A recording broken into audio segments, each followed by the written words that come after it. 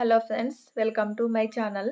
Today మనం October 5th 2025కి సంబంధించిన current అఫైర్స్ని ఈ వీడియోలో డిస్కస్ చేద్దాము.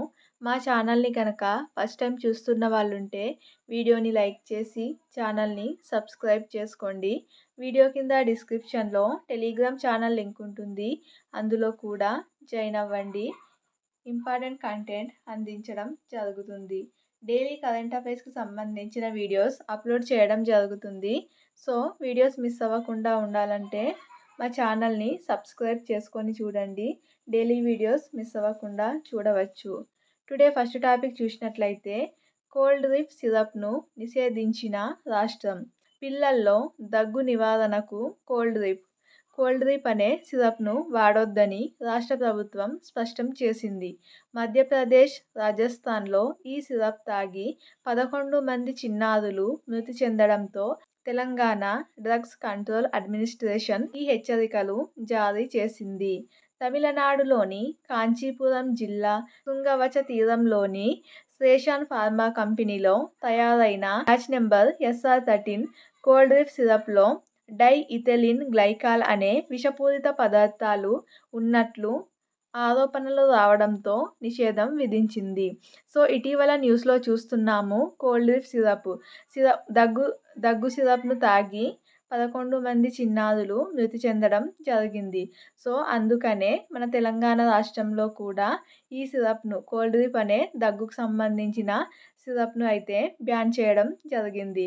సో అందులో డైఇథిలిన్ గ్లైకాల్ అనే ఒక విషపూరితమైన కెమికల్ ఉండడం వల్ల దీంతో చిన్నారులు మృతి చెందడం జరిగింది అని తెలిసింది. ఈ సిరప్ను తమిళనాడులోని కాంచీపురం జిల్లాలో ఉన్న శృంగవచ తీరంలోని శ్రేషాన్ ఫార్మా కంపెనీలో తయారు చేయడం జరిగింది. 5 ఏళ్ల కంటే తక్కువ వయసున్న చిన్నారులకు దగ్గుకు సంబంధించిన దగ్గు సిరప్ను సిఫారసు చేయవద్దని, 5 ఏళ్ల కంటే ఎక్కువ వయసున్న చిన్నారులకు సైతం తగిన మోతాదులో మందులను సిఫారసు చేయాలని కేంద్ర ప్రభుత్వం అన్ని రాష్ట్రాలకు, అలాగే కేంద్రపాలిత ప్రాంతాల్లోని వైద్యులకు సూచించింది. సో చిన్నారులకు 5 ఏళ్ల కంటే తక్కువ వయసున్న చిన్నారులకు దగ్గు సిరప్లను వాడొద్దని తెలిపింది. అలాగే నెక్స్ట్ టాపిక్ చూస్తే జపాన్ కొత్త ప్రధాని తకైచి. జపాన్ చరిత్రలోనే తొలిసారిగా ఒక మహిళా ప్రధానమంత్రి పదవి చేపట్టబోతున్నారు. అధికారిక లిబరల్ డెమోక్రటిక్ పార్టీ LDP అధ్యక్షురాలిగా ఆర్థిక భద్రత శాఖ మంత్రి సనే తకైచి ఎన్నికవడం జరిగింది. జపాన్లో అధికారిక పార్టీ అధ్యక్షుడే ప్రధాని అవుతారు. సో జపాన్లో తొలిసారిగా ఒక మహిళా ప్రధాని తకైచి. అలాగే నెక్స్ట్ టాపిక్ చూసినట్లయితే ప్రపంచంలోనే మొట్టమొదటి రోదసి బట్వాడా నౌక. ప్రపంచంలోనే మొట్టమొదటిసారిగా అంతరిక్ష డెలివరీ వాహనం సిద్ధమైంది. ఇది భూమిపై ఏ ప్రాంతానికైనా గంటలో సామాగ్రిని తీసుకురాగలదు. తన ఆర్క్ అనే వాహనం క్లిష్టమైన సరుకులను మోసుకెళ్లగలదు.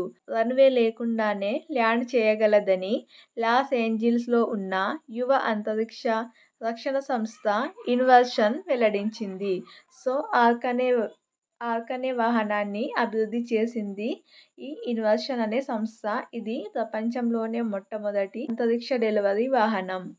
అలాగే నెక్స్ట్ టాపిక్ చూసినట్లయితే స్వస్థ్ నారీ సశక్త్ పరివార్.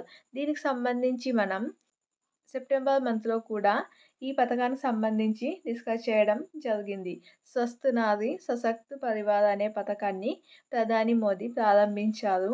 మహిళలకు సంబంధించిన పథకము. ఈ కార్యక్రమం కింద దేశమంతటా 6.5 కోట్ల మంది మహిళలకు వైద్య పరీక్షలు నిర్వహించామని కేంద్ర ఆరోగ్య మంత్రి JP నడ్డా తెలపడం జరిగింది.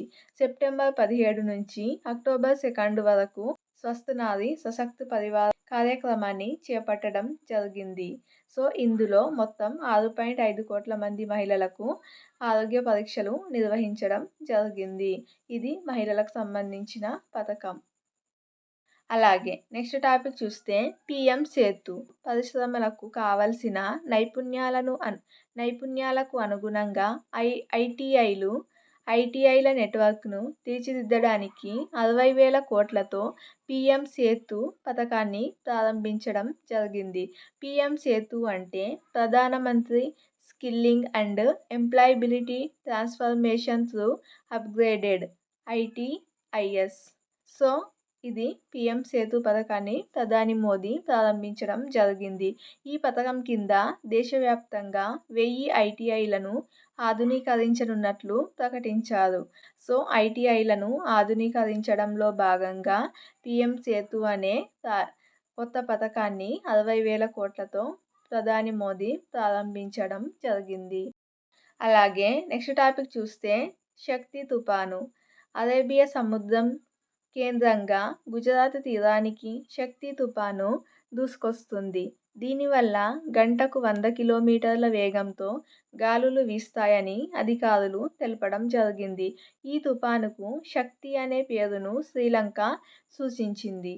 తుఫాన్లకు సంబంధించి నేమ్స్లను వివిధ దేశాలు సూచించడం జరుగుతుంది. ఇది డిజాస్టర్ మేనేజ్మెంట్లో ఇలాంటివి క్వశ్చన్స్ అడగడానికి అవకాశం ఉంటుంది. సో వీటికి సంబంధించి కూడా చూసుకోండి. ఏ దేశం తుఫాన్లకు నేమ్స్ని సూచిస్తుంది, ఆ సూచించే నేమ్స్ ఏ విధంగా సూచించడం జరుగుతుంది అనేది దీనికి సంబంధించి టాపిక్ ఉంటుంది. అందులో చూడండి కంప్లీట్గా, చాలా ఇంపార్టెంట్ ఈ టాపిక్. ఇది ఫ్రెండ్స్ టుడే 5th అక్టోబర్ 2025కి సంబంధించిన ఇంపార్టెంట్ కరెంట్ అఫైర్స్ వీడియో నచ్చినట్లయితే లైక్ చేసి, ఛానల్ని ఫస్ట్ టైం చూస్తున్నట్లయితే సబ్స్క్రైబ్ చేసుకొని చూడండి. వీడియో కింద డిస్క్రిప్షన్లో టెలిగ్రామ్ ఛానల్ లింక్ ఉంటుంది. అందులో కూడా జాయిన్ అవ్వండి. Thank you.